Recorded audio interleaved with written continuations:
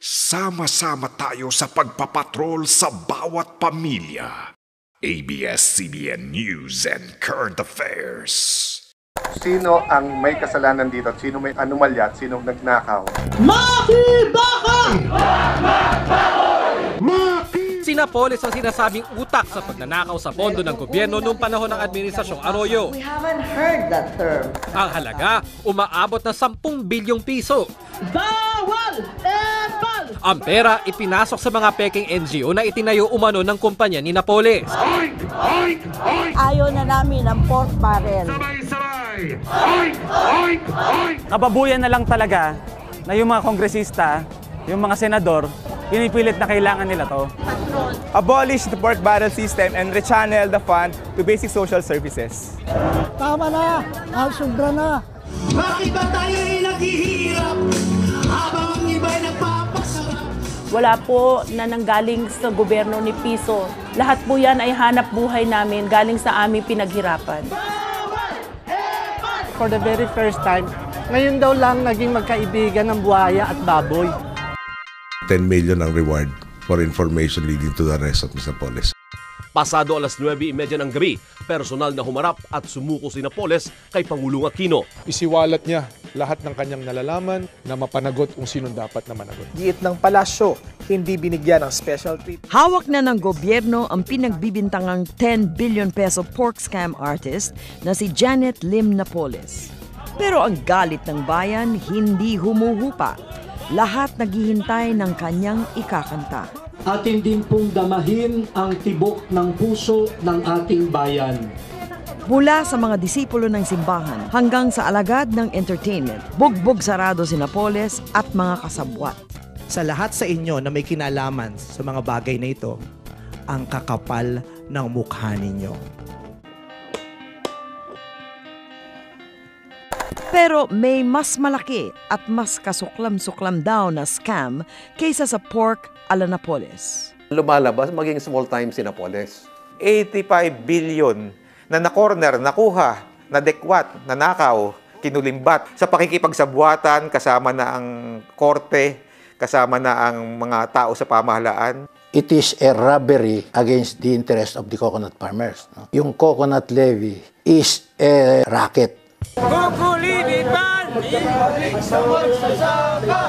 Tinatayang higit 120 bilyong piso na ngayon ang Coco Levy, ang buwis na kinolekta ng Administrasyong Marcos sa mga magniniyog 4 na dekada na ang nakaraan at pinagtatalunan hanggang ngayon.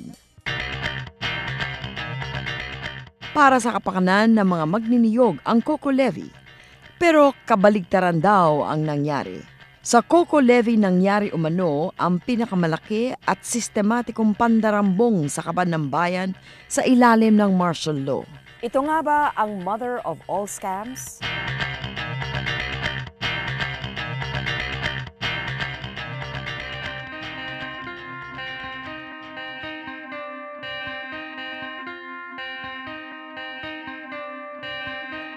Ang dami nito. Nawala na nga yung iba. At tinapon ko na at sabi ko, wala palang kwenta naman ito. Ay, hindi ko alam kung bakit meron nila. Parang ito sabi, kung sa kun ay nila chiki. Ay, ari yung sa kukupa din, United Coconut Plant Bank. Naninilaw at medyo malutong na ang mga stock certificates at kupon o Coco Levy Fund receipts na ipinakita sa amin ni Lola Rosing. Remembrance daw ito ng pinaghirapan nilang mag-asawa bilang magniniyog. May 50 taon na raw silang kasal. Ito naman, para daw pagka kami namatay, may matatanggap kami. Ay, nung ito ibigay sa amin, 5,000. Pero ngayon sabi 10,000 na. Pero meron nakakakuha nga nito. Mula pagkabata, ang mundo ni Lola Rosing ay umikot lang sa industriya ng niyog dito sa probinsya ng Quezon. Siya daw ang nag-iipon, nag-iitsa, nagbibiyak at nagtataob ng niyog. Sa niyugan na rin niya nakilala ang asawa na nagtatapas at naghahakot naman ng niyog. Mahirap daw ang buhay ng mga katulad nilang maliliit na magniniyog. Malayo itong kalye. Nasa sa gubat kami. dadalhin pa sa pamilihan, kakargahin pa, uupa mo pa rin yun. Talagang kaunti lang napapasa amin. Sa edad na 73, marami na rin siyang hindi matandaan tungkol sa mga itinago niyang mga dokumento. Ako, panahon pa nila yung Marcos. Yun ang nagbigay ng tulong niya sa mahihirap. Matagal na, hindi ko na matandaan. Ang naalala lang niya ay may kaltas ang dinadala nilang kopra sa pamilihan. May katumbas itong kupon na ang kaputol ay kinuha sa kanila. May matatanggap daw silang kapalit nito. Kaso wala na may binigay sa akin kundi 150. Ay matagal na, Nini. Kay Marcos pa. Yun lang naman naging simula ito ay sa Marcos. Baka nga sabi ko kailanganin, meron ako maipakita. May matanggap man lang kung tumbas kaunting. Kung hindi nag-aalaga sa may sakit na asawa, tumutulong pa rin daw si Lola Rusing sa niyugan. Natatawa na lang siya sa aming pag-uusisa. Wala nga ibinigay. Kinuha nga yung kaputol, sabi may tatanggapin. Wala naman. Ayan yang kukupid, kukupas na yan. Para daw may mga ipon kami. Wala din naman. Yun nga lang amin nakakaparte sa aming paghihirap, sa aming pagtatrabaho. Yun lang, pero walang ibinibigay na kami yung gantimpala niyang walang kaltas.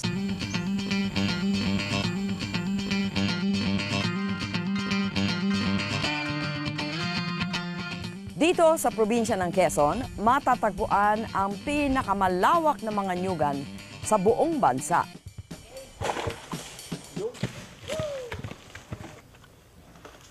Sa pawis din ng mga magniniyog dito nang galing ang pinakamalaking kontribusyon sa Coco Levy. Katas ng niyugan ang nagpalaki sa magkapatid na Tirso at Belarmino. Gaano po kahirap ang buhay ng magniniyog? Bahay, mahirap din. Kung minsan ay magdamag kang yung baga nag-aalis ng bao sa kuwan. Yung mga dalawang araw kang nakaupo sa kot, inaalis mo yung laman doon sa bao. Di doon lang, kami tumanda sa ganun. Ba't niyo pinasok ang pagniniyog? Aba, wala namang ibang kuna dito sa Linang. Wala namang pinag-aralan. Noon pa man, pinagkakasya na lang daw ng mga maliliit na magniniyog ang kanilang kinikita. Depende ito sa presyo ng kopra, ang laman ng niyog na pinagkukunan ng langis.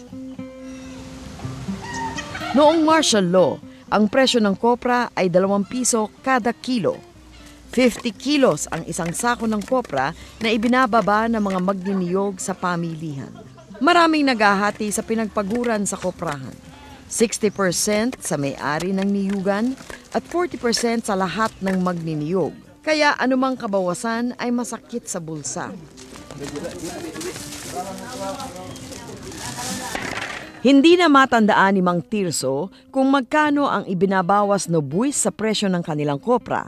Ang naalala lang niya ay may kapalit ang bawat 100 kilo ng kopra na kupon, tulad ng inipon ni Lola Rusing. Paano ho ipinaliwanag sa inyo ang pagkakaltas ng buwis? Ay hindi na ipinaliwanag at hindi parang sabi, ay ganito lang ang presyo at yan ay mababa at gawa ng ring mga kupong are. Ay are ang parang binawas na presyo. Okay, kayo ho ba umalma? Ay, yung pagkaalma namin no. Hindi naman gagawin yun ng wala sa batas anong bagay na ginawa ng gobyerno. Di parang pinagkasunduan, batas yun. Ganon din ang nasa sa loob ko na hindi na ako nagtawa. Ano ba ito? Bakit mayroong gano'n? Wala ka namang kapangyarihan o ano. Di hanggang sumunod ka na lamang. Sa gobyerno yung nakakalabanin ay wala. Hindi na naitago ni Mang Tirso ang mga kupon. Hindi na rin niya matandaan kung ano ang nakasulat doon. Tatandaan niyo Mang Belarmino? Parang ibig sabihin ikaw ay halimbawa makaipon ng gano'n, ikukuha mo sa opisina at ikay membro na ng parang sako ng kukupid at kung sakaling at dumating ang araw, ay parang ikay mayroong matatanggap na pera. Ang COCOFED o Coconut Federation of the Philippines ang tanging samahan ng kumakatawan sa mga magniniyog na kinikilala sa batas. Hindi na. Member daw si Mang Tirso ng COCOFED at nabigyan siya ng benepisyong insurance. Ano hong klaseng insurance? Ay, yung... Pangkalusugan? Hindi, yung para pag ikay namatay, ay 5,000. Ay nung pinalitan naman yun, ginawa 10,000 naman. Kaya kayo mamatay. So, siyempre hindi nyo pa nakokolekta yun. Kasi... Aba, hindi. Buhay pa, buhay pa eh. Ayun lang ang tatanda kong benepisyo ng amin. Pero si Mang Belarmino, 3 beses daw may natanggap na pera kapalit ng resibo ng Coco Levy. Una yata 500, sumunod 700, tapos 500 ulit. Kaya nga lang, nawala na yung resibong yun. Sa ilang dekadang pagniniyog ng magkapatid, ang tumatak sa kanilang isip ay hindi kailanman sasapat ang kita sa kopra. Hindi ka makakaangat sa buhay, hindi ka makakapagpa-college, kulang at kulang. Nag-OFW si Mang Belarmino. 8 taon siyang nagkarpintero sa Middle East at inabot pangaraw niya ang gera noon sa Kuwait. Sa edad na 85, hindi pa rin iniiwan ni Mang Tirso ang pagniniyog.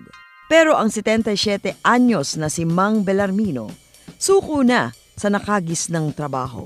Wala namang makapagsabi na umangat nga sila sa pagniniyog na yan. Kung halimbawa yung Coco Living yan, ay yan ang pangarap na maiangat ng mga... Ay wala namang akong nabalitang umangat eh.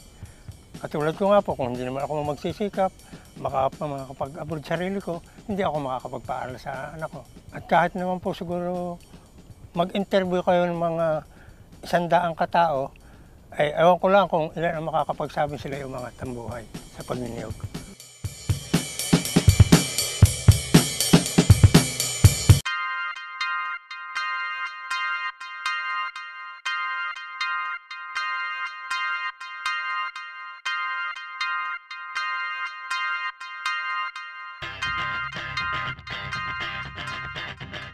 Parang isang napakasamang biro ng mapaglarong tadhana ang buhay ng mga maliliit na magniniyog.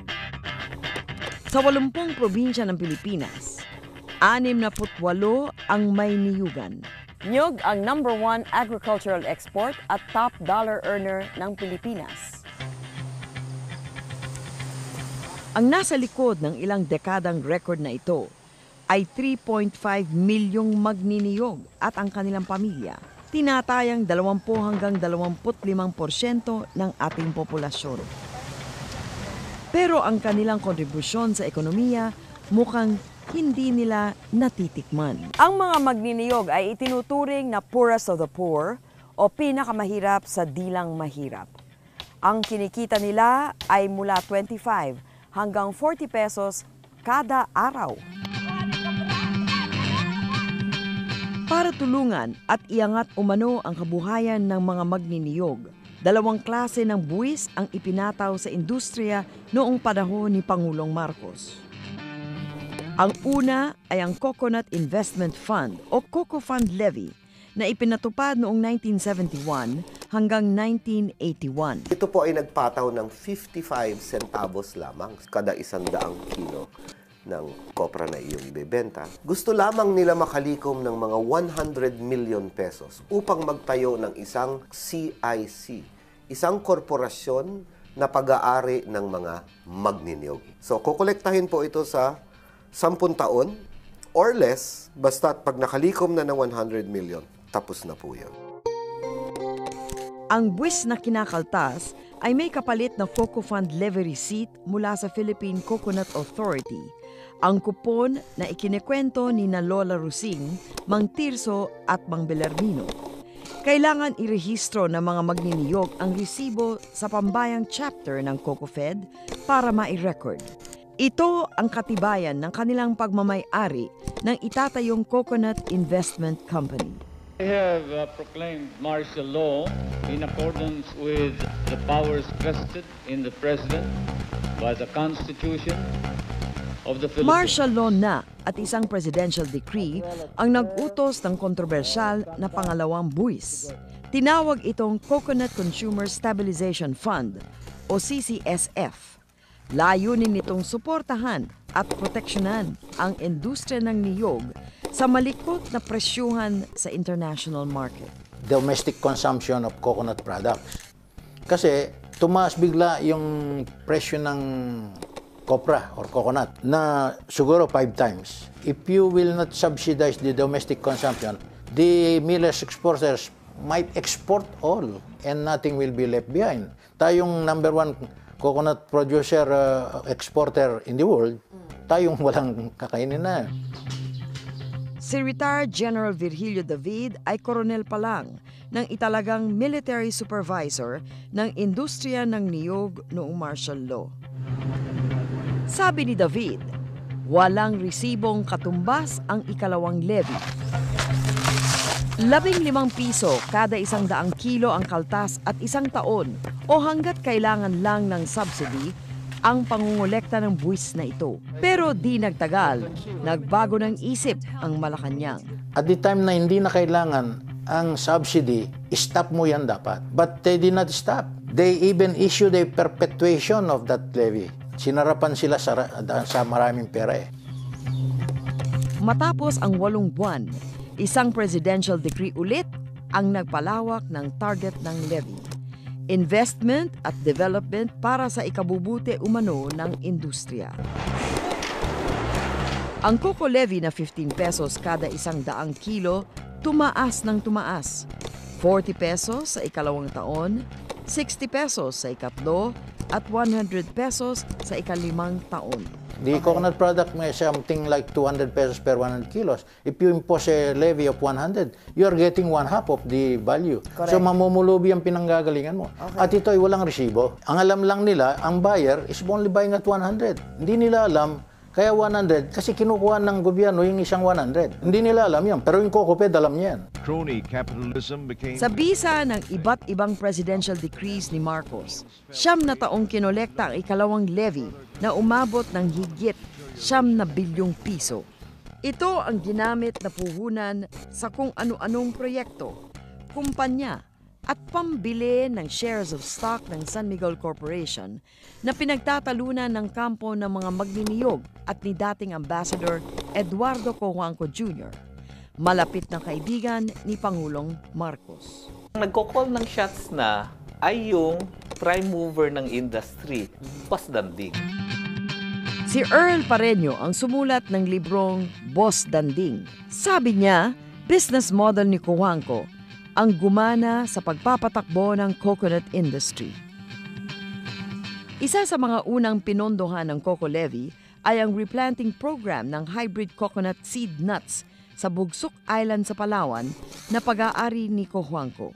Matatanda na raw kasi ang mga puno ng niyog sa bansa at kailangan ng binhi na mas maraming bunga.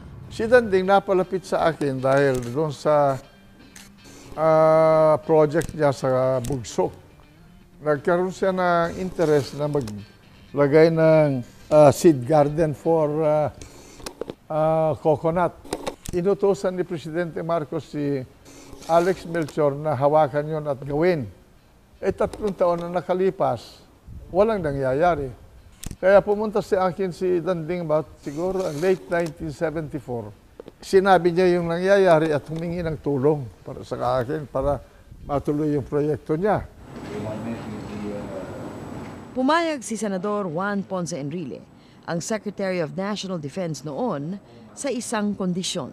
Sabi ko kay Danding, tutulungan kita pero hingin mo ang pahintulot ng Presidente na tulungan kita.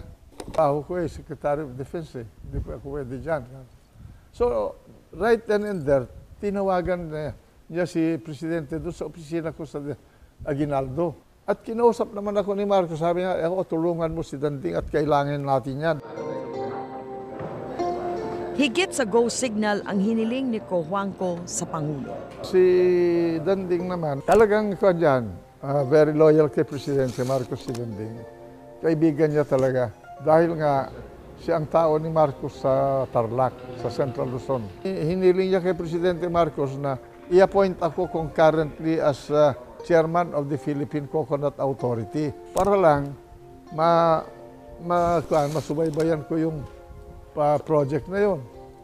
In the meantime, gumawa kami ng batas for the seed garden. Sinuportahan ko ng pera na galing sa coconut levy yan. Ang pagtatag daw ng United Coconut Planters Bank o UCPB ang sumunod na hakbang. Kailangan daw ng mga magniniyog ang isang bangko para naman bigyan ng permanenteng solusyon ang problema sa paghahanap ng puhunan. Habang ginagawa ko yung seed garden ni Danding, nabanggit niya sa akin na meron siyang option to buy yung bangko ng kanyang tiyuhin. Sabi ko, gusto kong gumawa ng bangko para sa mga coconut farmers. Isang presidential decree ulit ang pinirmahan ni Marcos. Inutusan niya ang Philippine Coconut Authority na gamitin ang Coco Levy para bilhin ang First United Bank, ang bangko ng tiyuhin ni Cojuangco na ama ni dating Pangulong Cory Aquino. Yun ang first contact ni Danding na substantial contact niya sa industry. Natayo yung United Coconut Planters Bank. Siya ang naging president, ako naging chairman ng bangko na yun. Nung maitayo yung bangko, ilinipat ko ngayon lahat ng deposito ng coconut levy from the PNB to the United Coconut Planters Bank. Ang mga sumunod pang investment ng Coco Levy ay mas nagpahigpit daw ng hawak ni Cojuangco sa industriya ng niyog. Yung coconut monopoly, binili nila yung ibang mga millers into one and organized as what you called Unicom. Yung hindi nasama ron pero kontrolado rin nila. He is the head of all the oil mills put together as one. Kung sinasabi niyo po na si Marcos nag-PD, naggumawa ng mga presidential decree patungkol sa coconut industry, bakit ho naman gagawin ni Marcos yan? Yun ang hinihingi nila Danding Cojuangco. O bakit ho naman makapangyarihan si Danding Cojuangco na pwedeng hingin yun? When you say Marcos and cronies, sila Danding Cojuangco yan. If he needs a presidential decree to do it, he gets it. And as it is evidenced by the happening in the coconut industry at that time.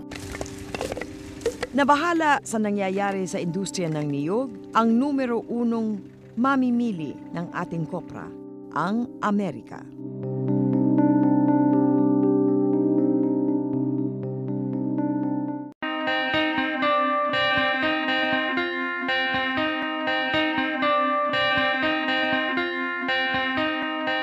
Tinutukan ng Amerika ang mga direktiba ni Marcos at humihigpit na kontrol ni Danding Cojuangco sa industriya ng niyog.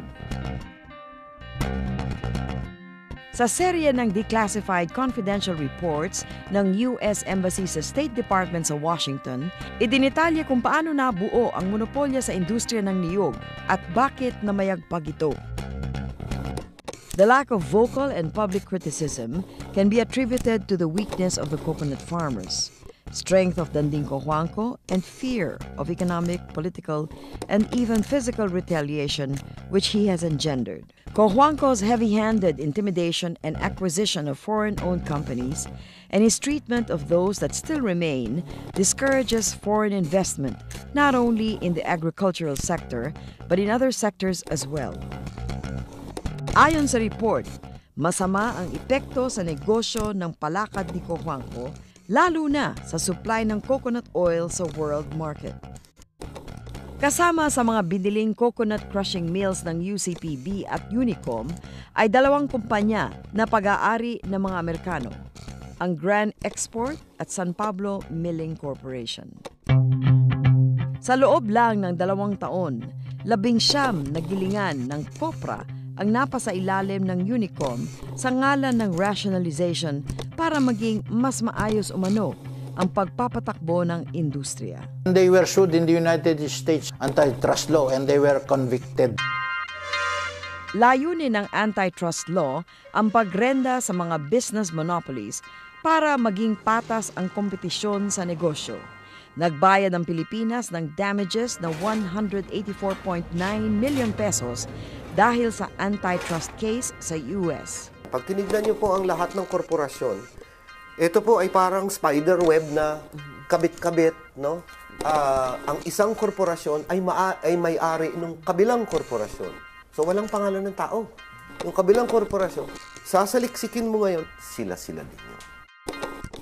Si Juan Ponce Enrile ay bahagi ng interlocking directorate. Ang makikita mo laging pangalan dyan ay Eduardo Cojuangco Jr., Juan Ponce Enrile, Maria Clara Lobregat. Mrs. Lobregat, Si Lobregat ang pangulo ng COCOFED at kinatawan ng mga magniniyog sa mga kumpanyang binili gamit ang COCO levy. Pero hindi lang pala mga Amerikano ang nababahala sa takbo ng industriya ng niyog. Ayon sa mga dokumento ng State Department, ito ang isa sa ugat ng matinding iringan ni Enrile at dating Philippine Ambassador to the US, Benjamin Romualdez, kapatid ni First Lady Imelda Marcos. Inamin ito ni Enrile na nagsabing kinumpronta siya at si Cojuangco ni First Lady noong magkasama-sama sila sa state visit ni Marcos sa Washington. Sinasabi niya, kayo niya pinagbibintangan na kumikita dyan sa coconut levy at nasisira ang Ser Niño. Ma'am, kako, wala kaming ginikita dyan.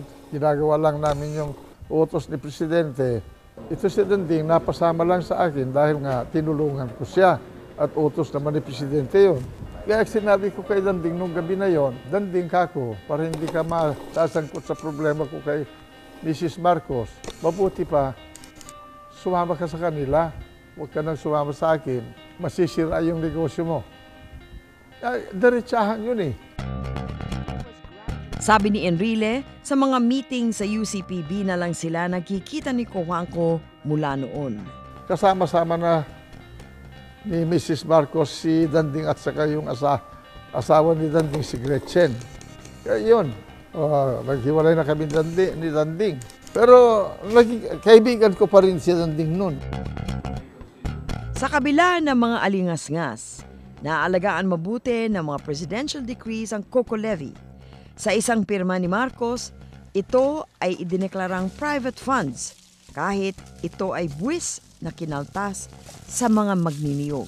Another PD was issued, transferring the burden from the coconut farmers to the millers. At that time na ginawa nila yon, there was already a monopoly. To make it appear now na this is not coming from the coconut farmers, the burden is transferred to the millers exporters. And the millers exporters at that time, si Danding Cojuangco na mismo. Kasi binili lang lahat. Ibinulgar ni David ang lahat ng kanyang nalalaman sa isang libro na ibinase sa kanyang thesis sa MBA sa Ateneo. Tinawag niyang isang malaking racket ang umiiral na COCO levy. To my mind, parang you are robbing the coconut farmers. Ang nakinabang yan, yung mga Marcos cronies at saka yung mga sa COCOFED. Yung binigay nila, na claim dapat ng coconut farmers, mga 28% or less lang ang na-registered. Yung 28% na sinasabi ko, if you look at the ownership of that, they're not the coconut farmers. Most of those are not even farmers. Sabi ni David, ang mga presidential decree ni Marcos ay nakabase sa hinihingi ng COCOFED na kumakatawan sa mga magniniyog. Hindi naman talagang Coconut Farmers Federation yan eh. It is a federation that is manned almost 100% by landlord. Yung may-ari ng lupa at saka mga politiko. Tinanggal kay David ang military supervision ng coconut industry matapos ang kanyang expose. Nakakuha ng kopya ng thesis ni David si dating Vice President Emmanuel Pelaez na noon ay miyembro ng Batasang Pambansa. Pinag-usapan namin yan. In-explain ko mabuti sa kanya. After the third meeting, sinabi niya sa akin, Colonel, I was a colonel at that time. Hindi ko masisikmura ito. Ipaglalaban ko. So sabi ko sa kanya, Sir, good luck. Siguro mga 2 weeks lang ang nakaraan. Na-ambush siya sa New Manila. Patay ang driver niya. Siya, maraming tama niya pero nabuhay. He was ambushed for his attempt to expose the coconut levy racket. Ilang mga magniniyog ang naglakas loob na magmarcha at protesta sa Quezon dahil na rin sa bigat ng COCO levy at baba ng pagbili sa kanilang kopra. Nagni-negative ang farmers. Wala nang gusto magbenta ng kopra. Malaking march ng mga coconut farmers. Tapos naging issue na yan sa international. Gusto nila pigilan yun. Really stop nila yung levy. Nagkaroon na ng backlash sa dictatorship. Sa Batasang Pambansa, isang audit at accounting ng Coco Levy ang isinulong ni Assemblyman Oscar Santos ng Quezon. Pangako ko sa aking mga kababayan na pag ako'y nahalal, di sisiyasatin ko yan. Tinayuan ko yun sa floor. Siyempre, pinagbabawalan ako. Pag ikayan, yan Marcos ikayan eh. Kaya kahit na ikay kinakabahan, tatayo ka doon mapilit. Ba't ho kayo kinabahan? May marami nang namamatay noon. Walang nangyari sa resolusyon ni Ka Oka. Mabibilang daw sa daliri ang sumuporta sa kanya. Pupulaan mo si Marcos nung panahon ngayon medyo delikado may mga aso. Arrest and seizure order. At kaya ako pinagbabawalan ako ng asawa ko at mga anak sapagkat may mga natawag At saka doon sa bahay namin, mayroong nakikitang mga paligid-ligid roon. 1982 nang tuluyang ipahinto ang Coco Levy. Kasunod noon ang pagsuspinde ng mga pinopondohang life insurance programs at scholarships ng mga anak ng mga magniniyog na para daw isang pork barrel. Ganun pa man, hindi natapos ang pagpirma ni Marcos ng mga presidential decrees para sa levy. Taong 1983, binili ang 2 dambuhalang shares of stock ng San Miguel Corporation mula sa levy, kahit wala itong kinalaman sa industriya ng niyog.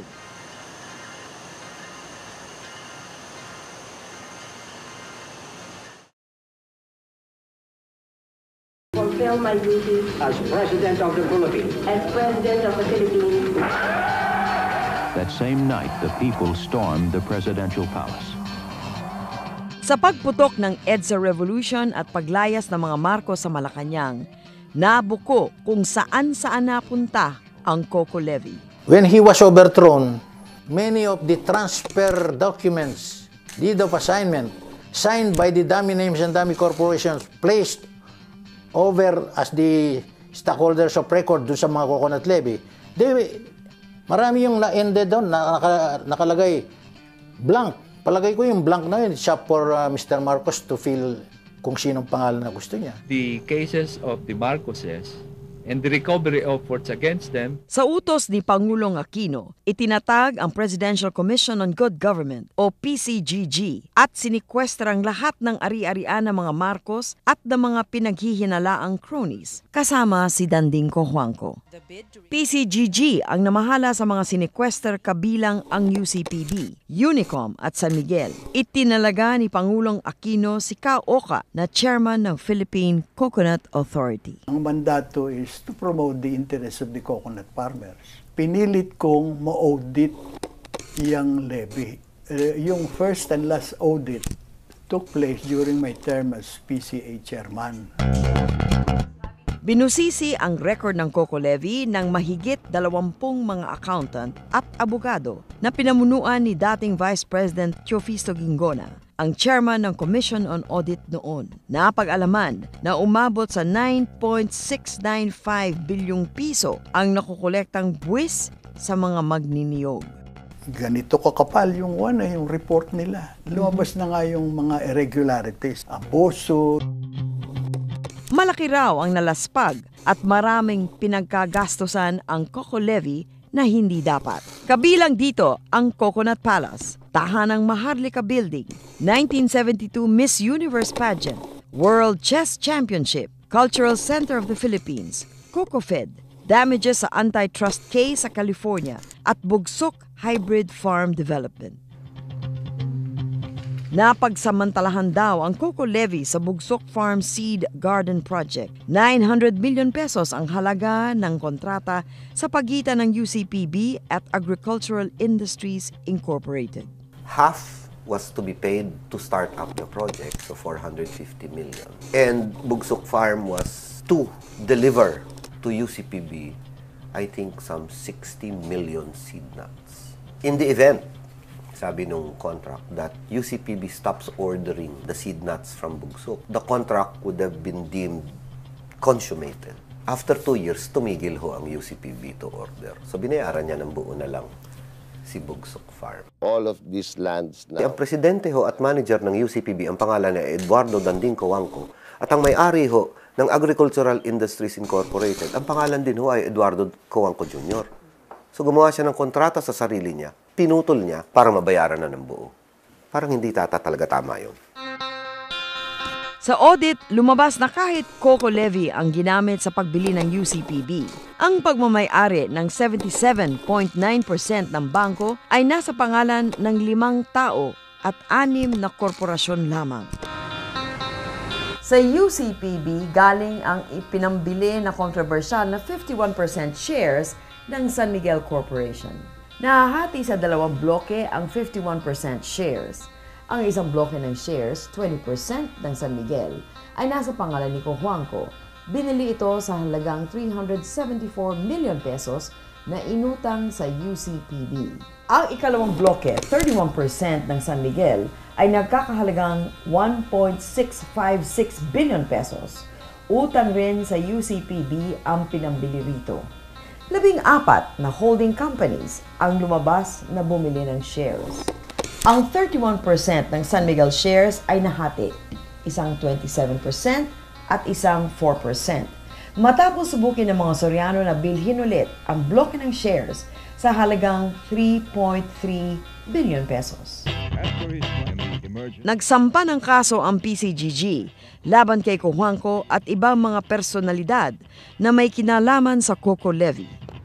Hinati sa 8 kaso ang coco levy. Usad pagong ang naging takbo ng paghahabol sa itinuturing na ill-gotten wealth. Napakalaking pera po kasi ang usapin dito. Kaya minsan, pagka ang administrasyon natin ay nagbabago-bago din ang posisyon, ano? Maraming salamat po at magtulungan tayong lahat. Pagbaba ni Ginang Aquino sa Malacanang, si Pangulong Ramos naman ang nag-issue ng executive order na public fund ang buwis na kinaltas sa mga magniniyog noong martial law.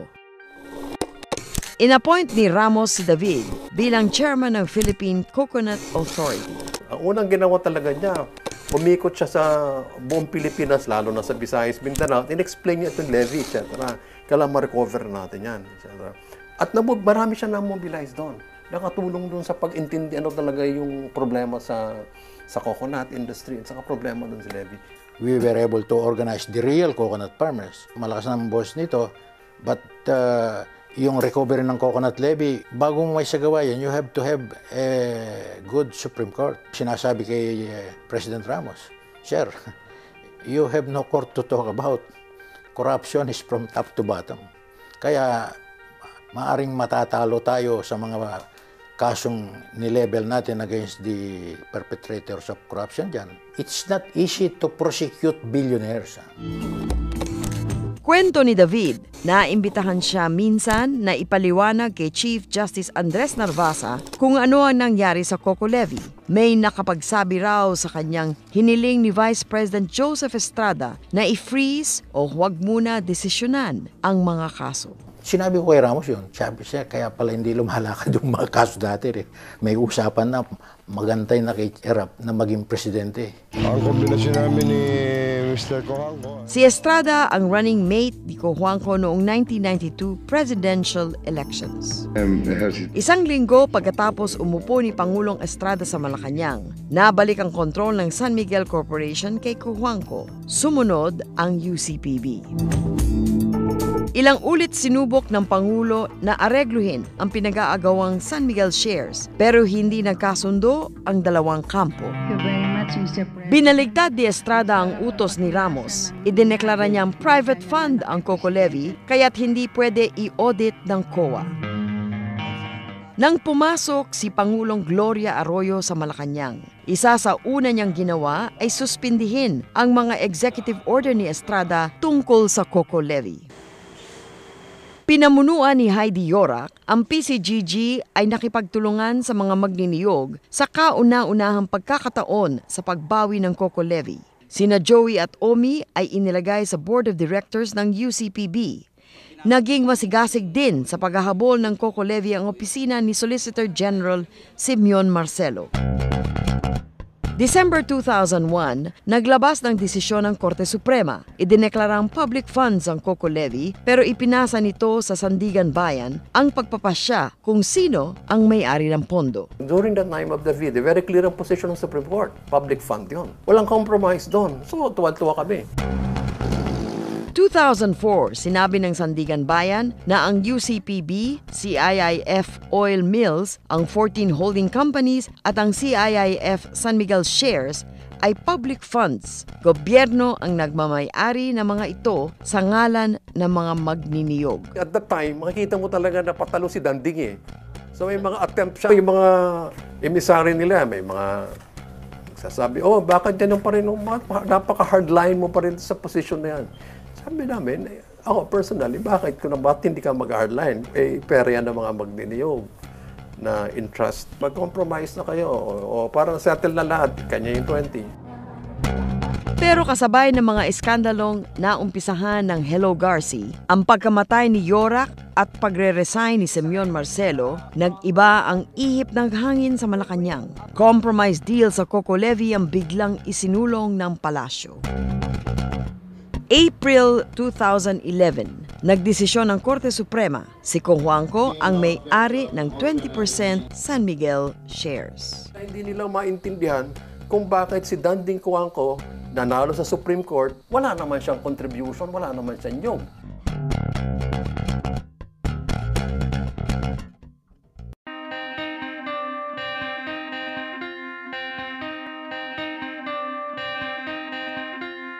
Hindi po ako abogado, hindi po ako spokesman. Lumalabas po ako dito sa interview nyo bilang isang anak na gustong mag-share ng kanyang damdamin tungkol sa tatay. One is around. Sa kanila mga abogado lang kadalasan naririnig ang panig ng negosyanteng si Danding Cojuangco. Allergic daw sa media ang sinasabing numero 1 crony ni Marcos. Unfair po ang pagtingin ng iba kasi minahal ng tatay ko ang kanyang bansa. Inais niyang makatulong sa mga mahirap, lalo na magsasaka. Ang laki ng nagawa niya na hindi po na-appreciate ng mga tao. Ano po yung mga hindi tama? Na ninakaw niya. Kasi kung ninakaw niya po, dapat wala po dyan. Pero nakikita niyo naman nandyan lahat. Ang shares ng San Miguel na naging pag-aari ng coconut farmer na may halagang, including dividends, more or less 82 billion na kanyang ngayon naisoli na sa PCGG. Ang umpisang halaga po noon, ang puhunan noon is 1.7 o 2 billion pesos lang. So napalaki niya yung pera ng magsasaka ng ganung kalaki. So paano nagiging masama ang tao ang tatay ko?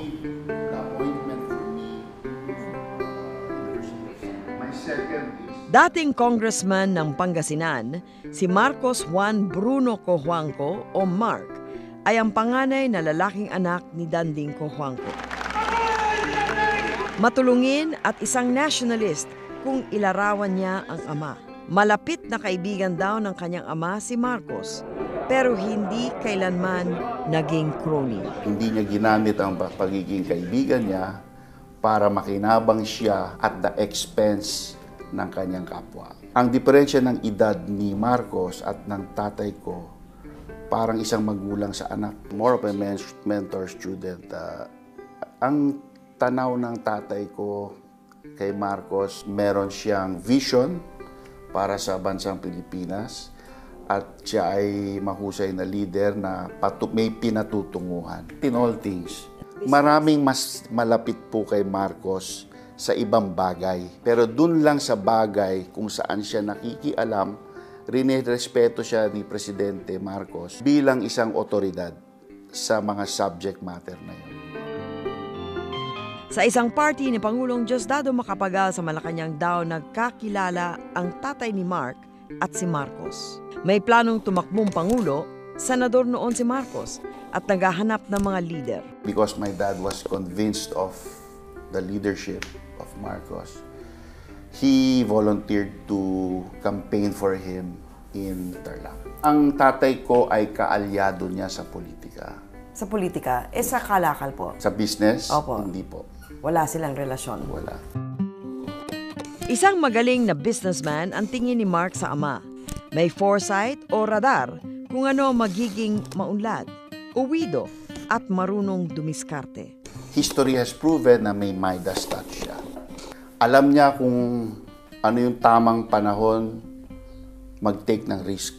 Becoming a successful businessman is also knowing when to take a risk and how to manage the risk.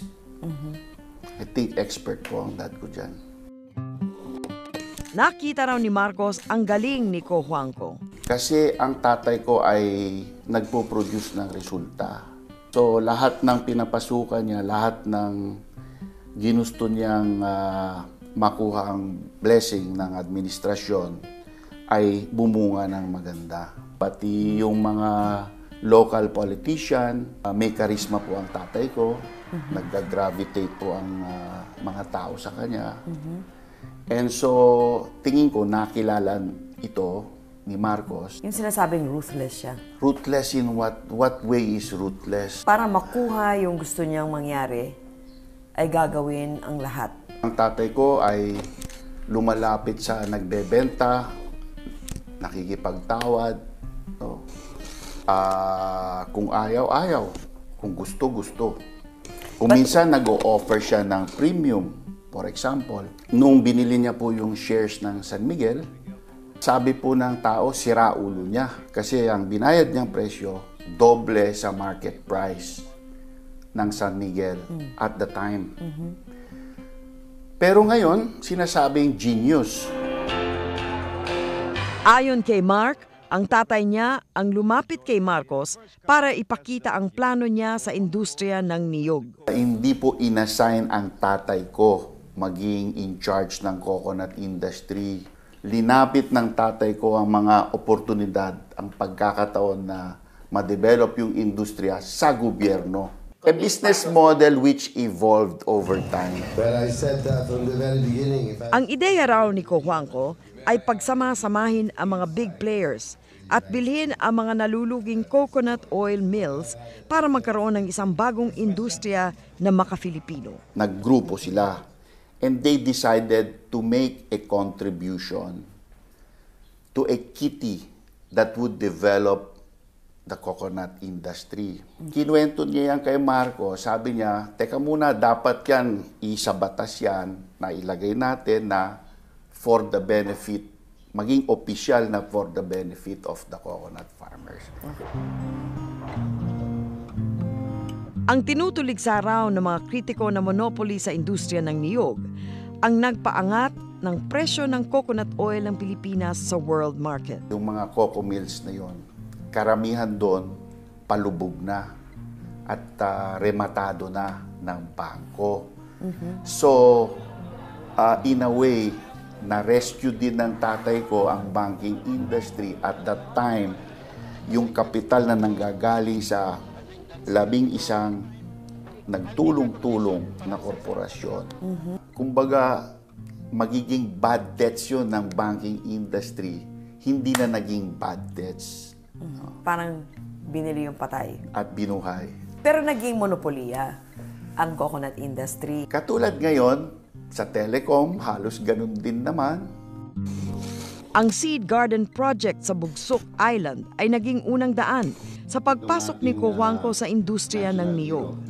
This was no simple. Sa kwento ni Mark, naudlot ang proyekto sa kalagitnaan ng implementasyon dahil kumontra si First Lady Imelda Marcos. Kasi ang gusto po ng kalat ng tatay ko noon, yung MAWA hybrid.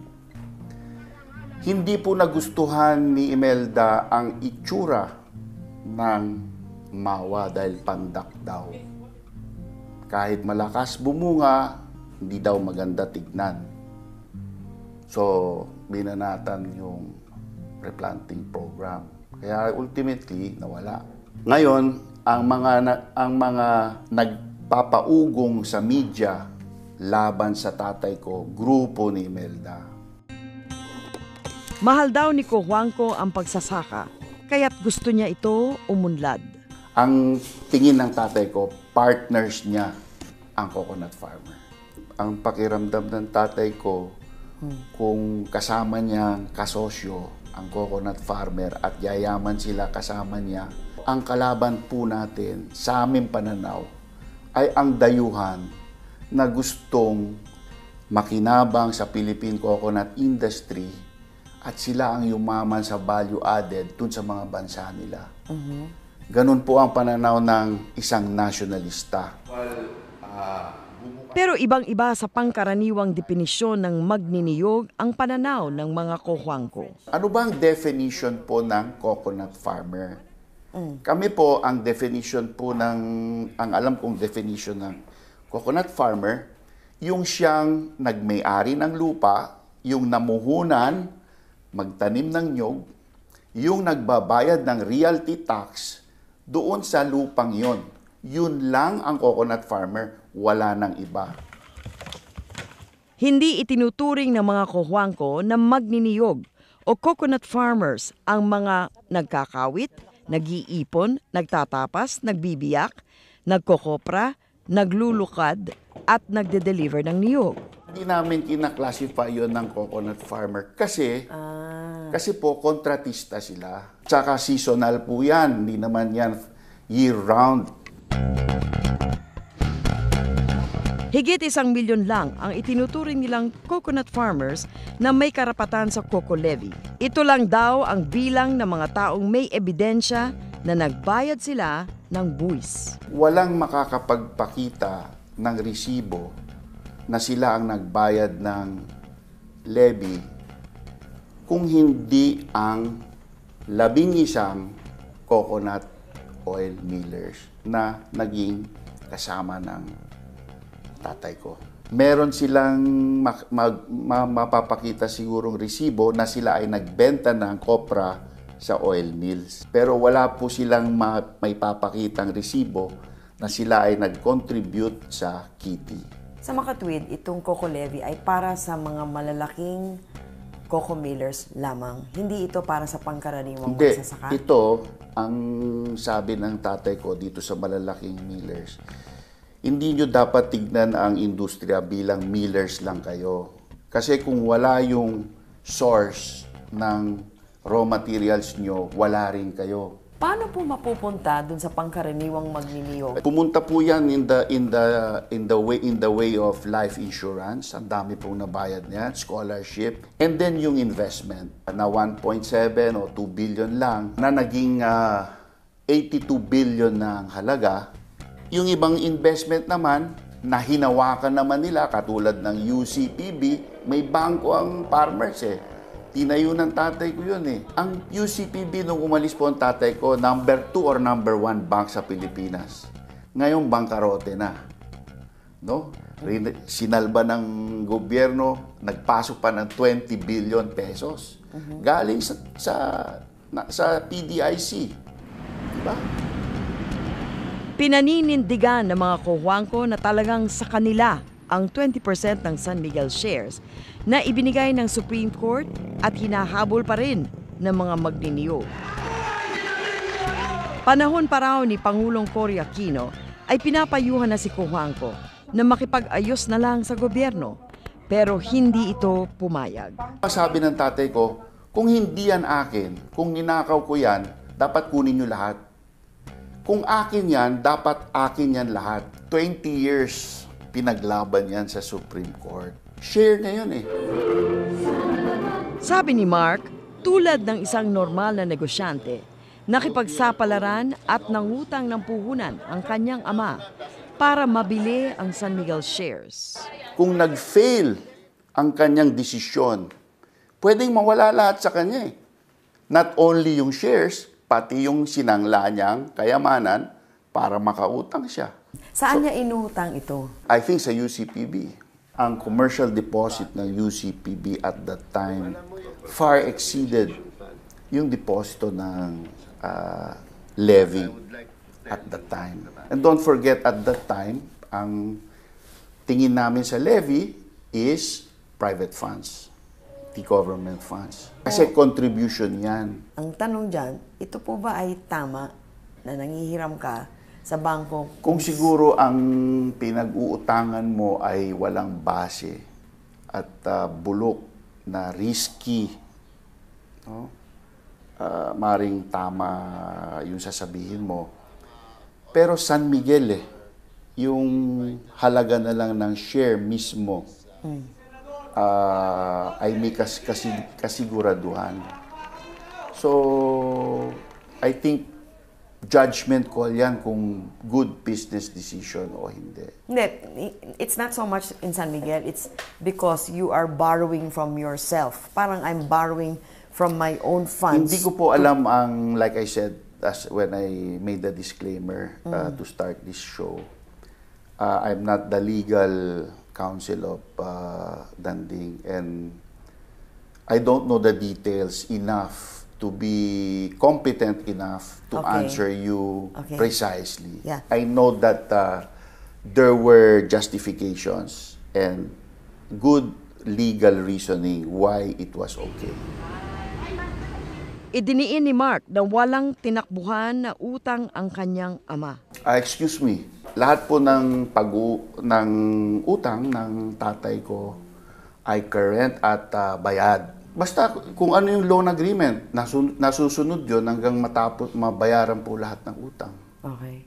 And hindi naman lahat under pangalan ng tatay ko na kumpanya. May mga ibang stockholders po yan. Hindi ba dami Hindi sila? naman lahat, no. Maraming talagang may-ari din yan. Ng 14 I don't know, you should ask Akra. Okay.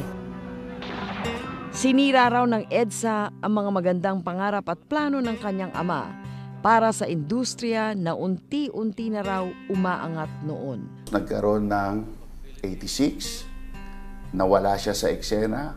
Lahat ng plano niya para lumago ang industriya ay napatid. Bakit po sa tatay ko hinahanap yung yaman nila when kung titignan mo yung basic facts on the ground, talagang maliit po ang income ng coconut farmer. Pero hindi ba nga yun ang layunin sana ng coconut levy? Yun nga po, which pinatid po nila from 86. Ngayon, sa lahat po na yan, alin po ang programang nakapagbigay ng bunga na 82 billion na nanggaling sa 1.7 billion na kapital sa buong kasaysayan po natin bilang isang bansa na programa ng gobyerno. Please, i-explain mo sa akin kung meron kang makitang katapat nito na ganung kalaki ang balik. Dapat sana ang tatay ko ay mabigyan ng medalya sa lahat ng nagawa niya para sa mga magsasaka. Sa harap ng patuloy na mga batikos sa kanyang ama at pagkabangkarote ng mga nasekwester nilang kumpanya, sunod-sunod na tanong ang kwelta ni Mark. Bakit po itong mga ito, nagpatakbo nito, are not held to account? Bakit tatay ko lang? Yung hinawakan niya, lumago. Itong hinawakan nila, nabangkarote lahat. Bakit siya lang ang pinupuntirya?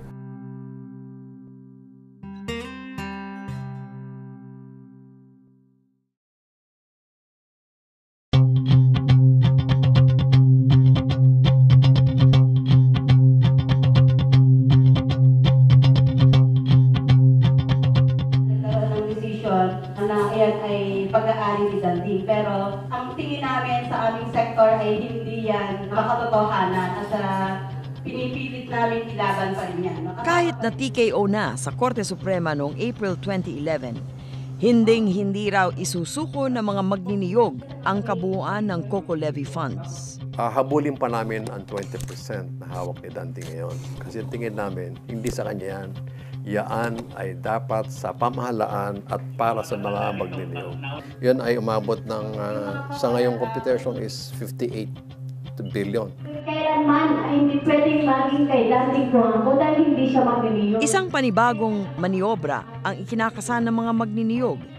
Impeachment complaint laban kay Associate Justice Lucas Bersamin. Hindi lang niya ang sambayan ng Pilipino. Kaya po natisisyonan na pabot kay Danding Cojuangco ang 20% ay sinasabi ni Bersamin. Hindi daw po inggating will yung Coco Levy. We have to move this case forward. Si Bersamin ang ponente ng desisyon na nagdeklarang kay dating Ambassador Eduardo Cojuangco Jr. ang 20% ng San Miguel Corporation. Di raw napatunayan ng gobyerno na si Danding Cojuangco ay crony ng dating Pangulong Marcos.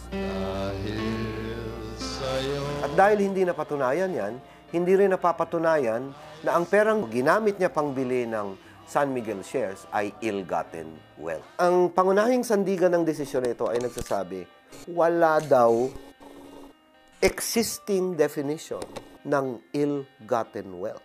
Pero hindi naman ho totoo na walang definisyon yung ill-gotten. Ayon kay Bersamin, kahit inamin ng kampo ni Cojuangco sa pre-trial brief na ang pinambili ng San Miguel shares ay utang sa CIIF Oil Mills at UCPB, kailangan pa rin itong patunayan. Ang nakasaad sa pre-trial brief ay proposed evidence raw lamang at hindi tiyak na pag-amin ng nasasaktan. Dagdag pa ni Bersamin, kung totoo mang nangutang si Cojuangco sa UCPB sa panahong siya ay opisyal ng bangko, hindi pa rin mapapawalang bisa ang transaksyon kahit labag ito sa DOSRI. Napaparusahan lang ang opisyal ng bangko na responsable sa transaksyon. Sa banking law, ang DOSRI o Directors, Officers, Stockholders, and their related interests ay nagbibigay ng limitasyon sa halaga ng maaaring utangin o garantiyahan ng mga opisyal ng bangko. Ito ay para hindi mapagsamantalahan ng opisyal ang pondong sila mismo ang nangangalaga. Sa ilalim daw ng batas, ang perang inutang ay pag-aari ng taong umutang at ang responsibilidad ng nangutang ay magbayad at hindi isauli ang inutang. Hindi ka dapat umutang ng ganong kalaking halaga. Parang pinagsamantalahan mo. You're trustee and you are accountable for that. Kuwan yun eh. Bantay sa lakay. 6 na mahistrado ang sumang-ayon kay Bersamin. Sina Chief Justice Renato Corona, Associate Justices Roberto Abad, Mariano del Castillo, Jose Perez, Presbitero Velasco at Martin Villarama Jr. 4 ang kumontra, sina Associate Justices Arturo Brion, Conchita Carpio Morales, Jose Mendoza at Lourdes Sereno. Sa kanyang dissenting opinion, tinawag ni Justice Carpio Morales ang kasalukuyang ombudsman na biggest joke to hit the century ang katwiran ng mayorya na hindi napatunayan na close si Cojuangco kay Marcos. Ayon kay Morales, ang laman ng pre-trial brief ay maituturing ng pag-amin at hindi na kailangan ng ebidensya. Hindi naman pumabor sa mayorya si Associate Justice Brion dahil naging pabaya daw ang abogado ng gobyerno sa paghawak ng kaso. Dahil dito, nawala ng gobyerno ng halos 85 bilyong piso ang halaga ng San Miguel shares noon. 4 ang nag-inhibit o hindi nakisali. Sina Associate Justices Antonio Carpio, Eduardo Nachura, Diosdado Peralta at Teresita de Castro. Ginagawan kay Danding Cojuangco para sa kanyang walang humpay na pagpapahirap sa mga magsasaka magniniyog ng Pilipinas. Kumbinsido ang mga magniniyog na walang bisa ang desisyon ng korte. Hindi dapat manatili sa ating law books yung sa mga desisyon ng Korte Suprema sapagkat lubos na walang katarungan yun. 3 beses inapela ng PCGG at magniniyog ang ponente ni Bersamin, pero ibinasura ito ng Korte Suprema. Walang nagawa ang mga magniniyog kundi sumugod sa Padre Faura. 8 araw yung naglakad ang mga 180 coconut farmers, may mga babae, karami lalaki. Yun ay 180 kilometers na lakad sa initan, sa arawan, palto, sakit, na nanindigan kami kung maaari naman kayong mga maestrado. Pansinin naman ninyo dito itong mga kababayan nating ito. Nakatagdang kumatok ang mga kinatawan ng maliliit na magniniyog sa pintuan ng mga Diyos ng Padre Faura para muling buksan ang kaso ng San Miguel shares na napunta kay Cojuangco. Hinahambol namin niya bago mag-September 21 dahil ang September 21 ay may kaugnayan sa diktadurang Marcos. Ang levy is directly related kay Marcos, directly related kay Danding Cojuangco. May nakikitang pag-asa ang mga magniniyog sa bagong komposisyon ng Korte Suprema. Ang boto pabor kay Cojuangco ay nalagasan na. Na-impeach na si Chief Justice Corona, si Justice Abad ay nakatakdang magretiro sa susunod na taon, si Bersamin naman ay hihilingin at inaasahang mag-i-inhibit sakaling magkaroon ng panibagong pagdinig. Suportado ng simbahan ang pagkilos ng mga magniniyog. Hindi po lahat ng legal ay tama at moral. Ibibigay mo yung 85 billion kay Cojuangco kasi walang definition ng ill-gotten wealth. Sana'y makonsensya sila. Si Father Edwin Garrigues ay taga Quezon at malapit sa kanyang puso ang issue ng Coco Levy. Meron din kaming mga lupa at ang aking tatay nung maliit pa akong bata ay nagbibigay din ng levy. Kaya ako yung stakeholder dyan. Hindi ito dahil trabaho lang. Maliwanag daw sa simbahan kung sino ang kanilang dapat kampihan. Maging Church of the Poor, yun ang talagang consensus yan ng lahat ng mga obispo sa buong Pilipinas at hindi lang obispo kundi ng buong simbahan. 3.5 million coconut farmers laban kay napakamakapangyarihang si Danding Cojuangco. Parang ang layo na ng agwat. Si Father Ed mismo ay sumamang maglakad sa protesta ng mga magniniyog mula Lucena hanggang Laguna. Emosyonal at may personal siyang mensahe kay Cojuangco. Hindi mo madadala sa akin yun, si Marcos nga eh. Lahat ng kanyang mga ninakaw na iwan. Kaya siguro yun yung panawagan namin kay Mr. Cojuangco, huwag na natin daanin kahit sa mga husga-husgado. Sa konsensyahan na lang po. Sa punto ito ng buhay. Pagharap mo sa Diyos, makakaharap ka ba? Kasi sa hustisya ng Diyos, alam lahat ng ginawa mo. Paano mo sasabihin sa iyo talaga yan? Dalandala na po mga babae. Bago magpasko ng 2011, inimbitahan ang mga kinatawan ng magniniyog sa isang Senate hearing tungkol sa panukalang Coconut Farmers Trust Fund ni Senate President Juan Ponce Enrile. Coconut industry was lost because of shenanigans by the people assigned to handle them. And I think it's time that the government will now make a decision. Naglahad kami ng mga saloobin doon. Doon na nga pumasok si Juan at nagkwento ng kalahating oras. Doon na nga niya sinabi yung a big portion of the levy assets went to the pockets of said some shenanigans, something like that. Pockets, ibig sabihin hindi lang isa? Ay oo, hindi lang isa. Okay. Maraming pera yan. January 2012, 9 na buwan matapos bigwasan ang mga magniniyog. Bumawi din ang Korte Suprema. Ipinagtibay nito ang desisyon ng Sandigan Bayan na ibigay sa gobyerno sa ngalan ng mga magsasaka ang 24% na dating 27% ng San Miguel shares. Lumiit ang shares of stock nang may pumasok na bagong investor sa San Miguel. Si Associate Justice Velasco ang ponente. Idineklara niyang ill-gotten wealth at public fund ang Coco Levy.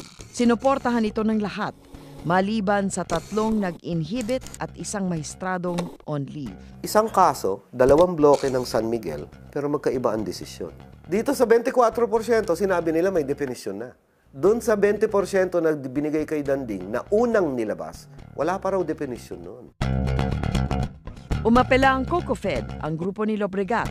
Naghahabol naman ng kaparte sa pondo ang Coco Life at UCPB.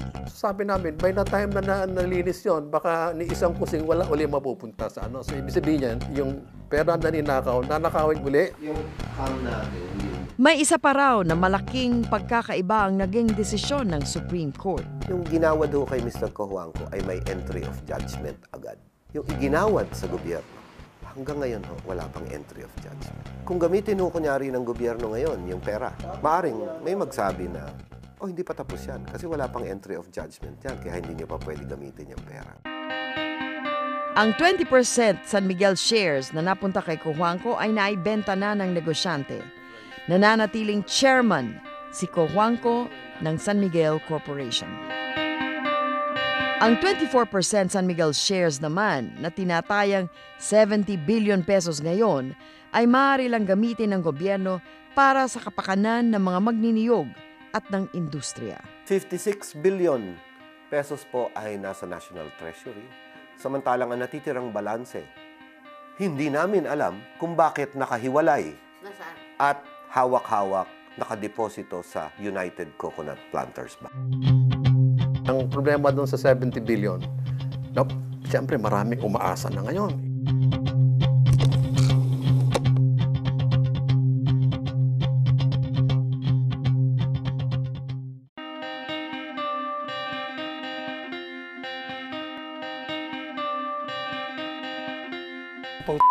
Bilyon-bilyon pa lang ko na lang.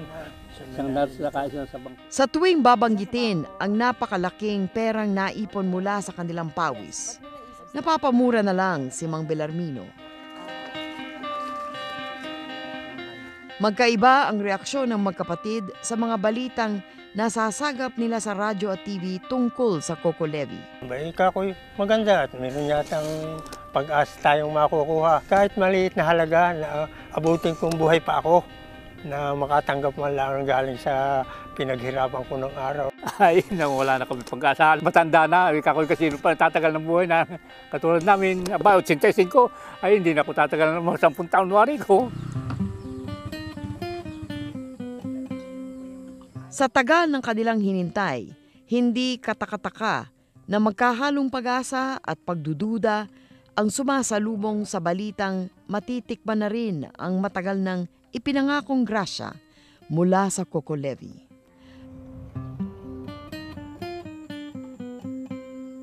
Patay na ang marami sa mga nagkontribusyon sa pondong hanggang ngayon ay pinagtatalunan sa korte.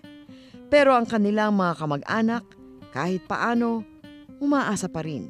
Sana naman yung hinihiling ko rin noon ngayon ay talagang lubusan ng ipagkaloob. Si Manghil ay dating pangulo ng isang kooperatiba ng mga magniniyog sa Tayabas, Quezon. Itinayo raw ang samahan dahil sinabihan silang bibigyan sila ng pang-umpisang puhunan mula sa Coco Levy.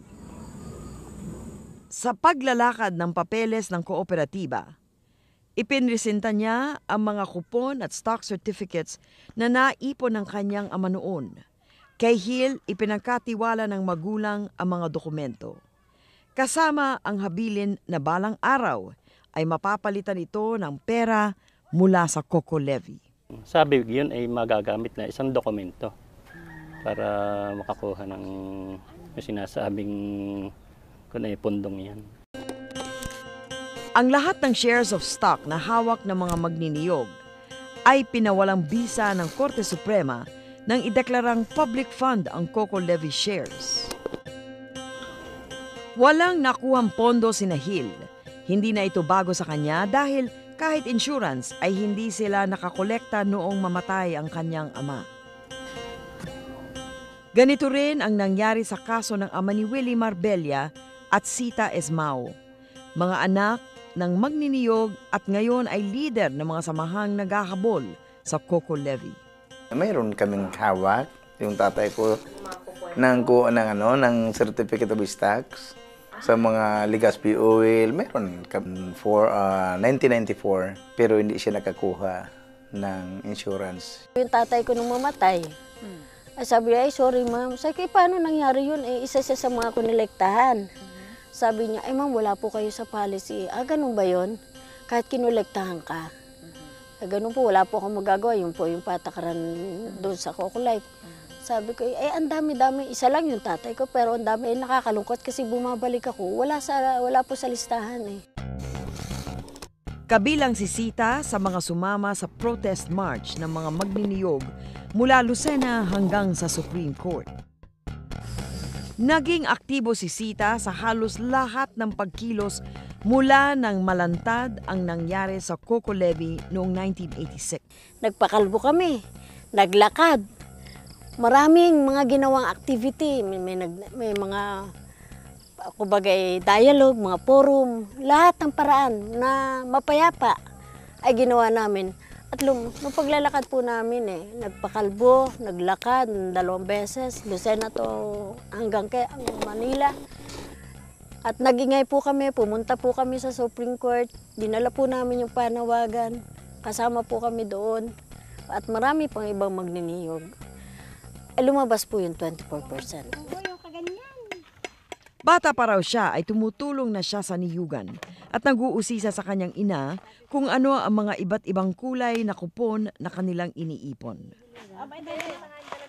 Hindi raw maliwanag sa kanyang mga magulang kung ano at para saan talaga ito. Na may nakalagay na 5 pesos, 10 pesos, iba-ibang kulay. Yung sulong po namin, halos puno na yun dahil sa tagal na ng kolekta po ay nagkalat minsan na doon sa drawer, minsan po yung mga nasa sulok-sulok ng bahay. Noong una po, tinatanong ko kay inay, sabi ko, inay, bakit po kayo may mga ganito? Yan daw ay, yan daw ay, bandang huli, yan daw ay pwedeng bilihin. Hindi naman po nabibili. Sabi ni Sita, naikwento ng kanyang mga magulang na minsan ay nagkaroon ng anunsyo tungkol sa isang buyback.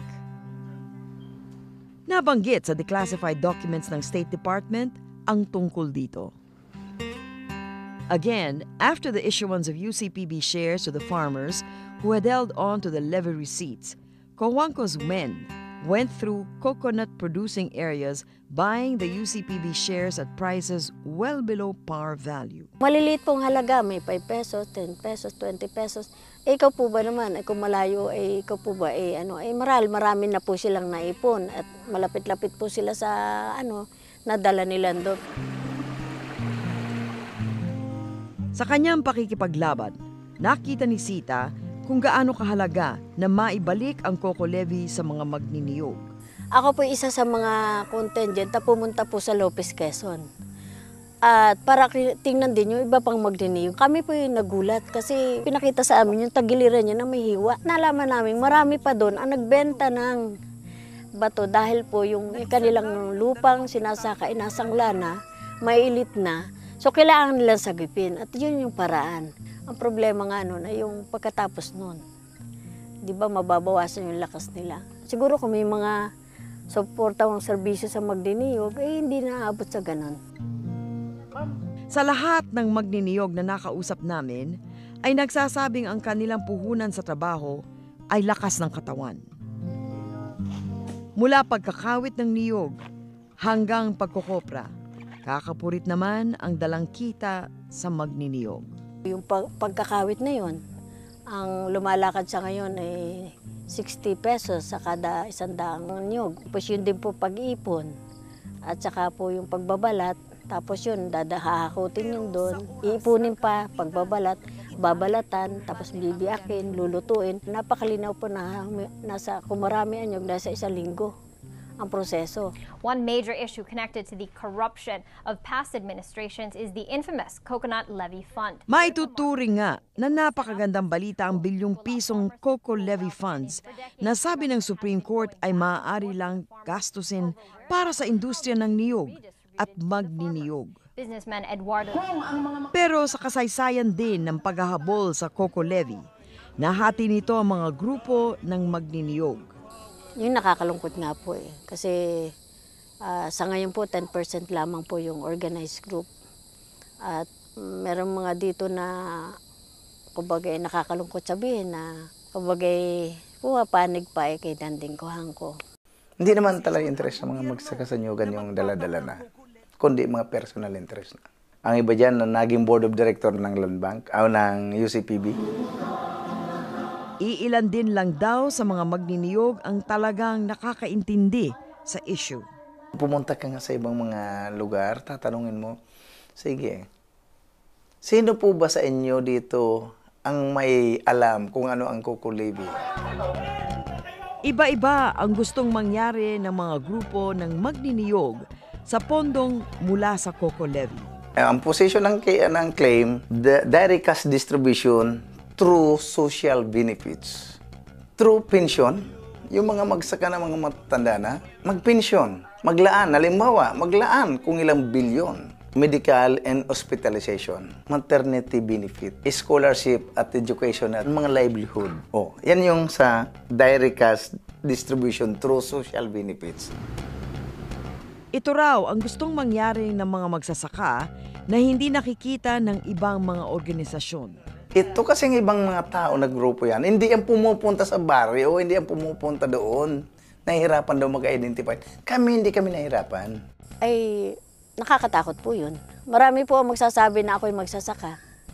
Pero ibig sabihin, paano yung paraan na matukoy na siya magsasaka? Kung ibabagsak po yan ay halimbawa sa mga lokal, yung palakasan system hindi na iwasan yan. Sabi ni Joey, mahirap nang matukoy kung sino-sino ang talagang may kontribusyon sa levy, kaya't mahirap ibalik ang pera. 20,000 pesos lang daw ang matatanggap ng bawat magniniyog kung isang bagsakan lang ang mangyayari sa distribusyon ng levy. Isa pa, hindi rin ito ang utos ng Korte Suprema. Kung ang principal amount ay pangalagaan ho ng gobyerno at ang taunang interest lamang ay gamitin ng maliwanag, transparently, in consultation. Isang trust fund na pamamahalaan ng isang komisyon o komite na may partisipasyon ng mga magniniyog ang gustong mangyari nila Sita. Yung tubo lang nito, yun lang po ang munang gagamitin dahil batay po sa estimate ay nasa 3 billion pesos a year sa kada taon na pwedeng gamitin ito sa mga programa o proyekto. At ang makikinabang nito ay lahat ng mga magdiniyog at dumidepende sa mga magdiniyog. At para paunlad din po yung industriya. Ibig sabihin nun, makakasigurado tayo na hindi mawawalwal. Hindi sang-ayon ang grupo nila Willie sa gustong mangyari nila Sita at Joey. Kung ikaw leader na magsasaka at mga magsaka sa nyugan ang interes ang dinadala mo, bakit ang gusto ninyo ay perpetual trust fund tulad ng posisyon ni Secretary Alcala? Masama yun. Pangmatagalan niya na ibibigay mo, ipapangasiwa mo, ipagkakitiwala mo sa isang gobyerno. Ang gobyerno natin bulok, magnanakaw. Sa pakikipag-ugnayan raw ng ilang grupo sa gobyerno nangyayari ang kuntsabahan ng mga tiwaling leader ng kilusan. Nakukuop, nagiging corrupt, nagbabago ang setting ng utak. Kaya hindi kami dyan pumupunta. Sa ngayon, may isang pinagkakasunduan ang lahat ng mga grupo. Bantayan ng gobyerno at tiyakin na hindi manapoles ang nabawi nilang pera.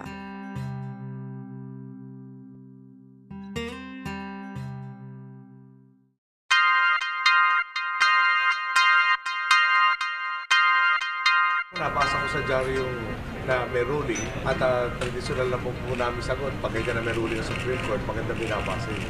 Yung kanilang desisyon sa kabuuan bago magsalita. Dahil sa ngayon po yung headline lang ang basehan ko. Matipid sa komento ang Malacanang mula nang magdesisyon ng Korte Suprema sa issue ng Coco Levy. Tila dumidistansya si Pangulong Aquino sa mga kaso ng kanyang tiyuhin na si Danding Cojuangco. Ay paano mapoprotektahan at magagamit ng maayos ang Coco Levy. Kabado ang mga magniniyog sa iba't ibang pahayag ng mga opisyal ng gobyerno na may iba't ibang rekomendasyon kung paano gagamitin ang Coco Levy funds. Hindi pa man kasi nagbibigay ng go signal ang Korte Suprema na pwede nang galawin ang pera. Marami na ang tila hindi makahintay na mahawakan ang pondo. At nakakanerbiyos ang ilang panukala, tulad ng farm-to-market roads na paborito ng mga mambabatas na mahilig sa pork. Through Budget Memorandum Order 118, ilinabas ni Busabad April 25 na gustong pakialaman na i-integrate sa budget ngayong 2014 budget. Nakukurap ng pera ng ngayon kukunin pa ninyo. Gumawa ng 11.17 billion 5-year poverty reduction roadmap para sa industriya ng niyog ang Presidential Task Force on the Coco Levy Funds na pinamumunuan ng National Anti-Poverty Commission. Kabilang sa mga proyektong pinopondohan sa levy ay ang conditional cash transfer at land reform. Wala ang Quezon at Laguna sa listahan ng 12 pilot provinces ng task force. Hindi malinaw sa gobyernong ito kung paano niya gagamitin ang pondong ito. Hindi rin malinaw kung paano niya kukonsultahin ang mga magninyog kung paano niya gagamitin ang pera. Pero may mga proposal sila. Marami yung ahensya sa gobyerno, iba-iba ang concern sa niyog. Kung tutuusin, napakarami raw pwede gawin at kailangan ayusin sa industriya ng niyog sa tagal nitong napabayaan. Ang average yield o dami ng bunga ng bawat puno kada ektarya kada taon ay 35 nuts lamang. Malayo sa pangkaraniwang 75 nuts. Sa kabuuan, ang national average ay 800 kilos kada ektarya kada taon. Ganyan ho ang resulta pag hindi naaalagaan ng ating mga niyugan. Ang karamihan sa kanila noon ay hindi naman nila pag-aari yung lupa nila. Sa may 3.4 milyong ektarya ng niyugan sa bansa, mga 2 milyong niyog lang daw ang nakatanim sa ngayon. Ang karamihan ng magniniyog ay nakasandal sa pagkukopra na tanging mga oil mills lamang ang bumibili. 91% ng lahat ng niyog sa bansa ay dinadala sa oil mills. Dahil napakalayo ng mga oil mills, kinakailangan ang mga middlemen o trader. Sa sistemang ito, luging-lugi ang magniniyog. Kahit anong tulong ang ating ibigay sa kopra, hindi na ho natin maiaangat ang kabuhayan ng mga magsasaka. Kasi ho, ang industriya ay nakadesenyo na at nakapako na dyan. Kopra, mura. Traders, makikinabang. Miller, lalong makikinabang. International market, pinakamalaking. Kung gagamitin mo yung pera, pag-revive sa iba pang industries from coconut, hindi lang copra production, I think malaki ang potential na maging sunrise industry uli siya. Walang natatapon sa bunga ng niyog. Kahit ang alikabok nito ay may gamit at binibili. Ang dami nating makukuha from the coconut, more than just copra. Ang problema sa atin sa Pilipinas is yung mas nakakaalam kesa sa atin, yung mga dayuhan, mas alam nila kung paano gamitin yung iba-ibang bahagi ng coconut. Yung coconut oil, may narinig akong professor ng chemistry na nagsabi, yung teknolohiyang yan, 1800s pa yan. Kaya hindi lang siya sunset industry, ancient industry. Si Maitet Diokno Pascual ay presidente at CEO ng Pilipinas Ecofiber, ang nangungunang manufacturer ng processed cocoa at abaca fiber sa bansa. Nanghihinayang siya sa potensyal at mga pagkakataong ating pinalalampas dahil nakapako lang ang industriya ng niyog sa coconut oil o copra. Unfortunately, that's what I think is we really don't use our coconuts in more ways than one because ang dami niyang gamit apart from the food may medicinal, may industrial, may agricultural, horticultural, meron din sa engineering na hindi pa natin talagang ine-explore to the fullest. Sa Pilipinas Ecofiber, husk ang ginagamit namin. Pero meron din yung shell. Tapos sa loob may tubig at may meat. So ang alam lang talaga ng authorities is yung paggamit ng meat. Pero may water, may shell, at may husk. At sa bawat isa nun, pwede kang gumawa ng low-value product to high-value product. Pwede mong iplano yan. Kulang na kulang daw tayo sa research. Ibinigay niyang halimbawa ang kakulangan sa kaalaman tungkol sa bentahe ng coconut peat, ang alikabok mula sa bunot ng niyog. Bukod sa pwede itong animal bedding, nakakatulong daw ito sa paglago ng halaman kapag inihahalo sa lupa. I think the soil becomes less sticky, clayish, halos lahat ng soil sa Philippines. Pag hinalo mo ng dust, parang lumuluwag siya. So may mga halaman na kailangan talaga nila ng maraming hangin para lumago. Kasi yung kaalaman hindi mabilis kumara. Ang sapal ng niyog ay ginagawa na ngayong harina, samantalang ang sabaw ng niyog na kadalasang tinatapon lang sa koprahan ay patok na patok sa ibang bansa. Tinatayang aabot sa 5 bilyong litro ng tubig ang laman ng buong niyugan sa bansa. 16 na milyong litro lang ang ating ine-export. Totoo talaga siyang tree of life. Pero bakit kahirapan lang ang na idudulot niya sa mga ordinary na coconut farmers? I think we would be far more progressive country na maraming hindi na kailangan magtrabaho sa ibang bansa kasi maraming industriyang mabubunga just from the coconut. Ang pagbawi sa coco levy ay isang panibagong pagkakataon daw para matulungan ng mga magniniyog, buhayin ang industriya at itama ang lahat ng mali. Ang coconut levy, yun ang motherable scam. Malaking pera dito na dapat tutukan ng government. Kaya walang rason kung bakit maghihirap pa yung mga magniniyog. Pero marami pang kailangan munang mangyari. Kailangan maintindihan nila ng mga magniniyog, ang buong mamayan. An informed citizenry is the foundation of good governance. Correct. Kung tulog ang mamamayan, ay tulog. Nadukutan. Karapatan natin malaman ang lahat ng transaksyon. Ang mayaman, ibalik sa bayan! Wag magbaboy! Wag magbaboy! Makibaka! Sa pagdaan ng panahon, paulit-ulit daw tayo nadudukutan dahil minsan, kahit alam natin, wala naman tayong pakialam.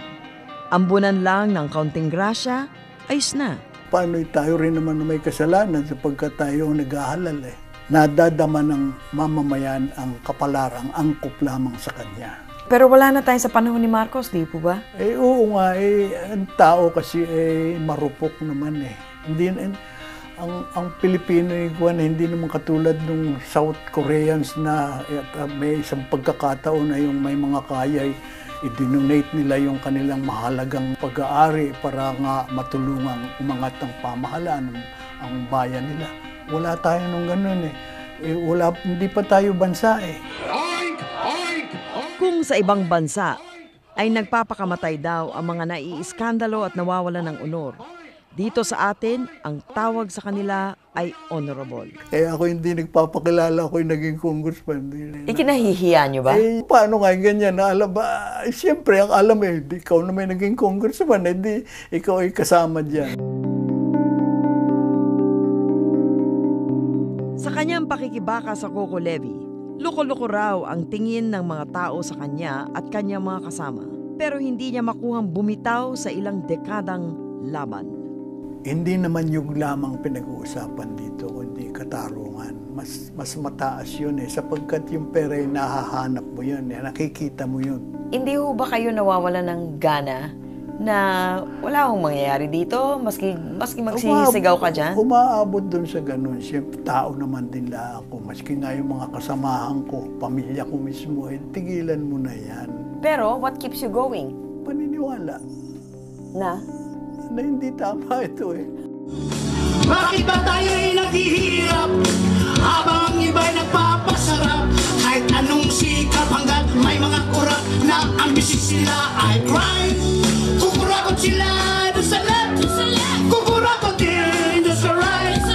Ang dasal ko lang, bangungutin sila tonight. Kawatan ng money, money, money. Ay naku kayo'y huling, huling, huling. Mga ating isabi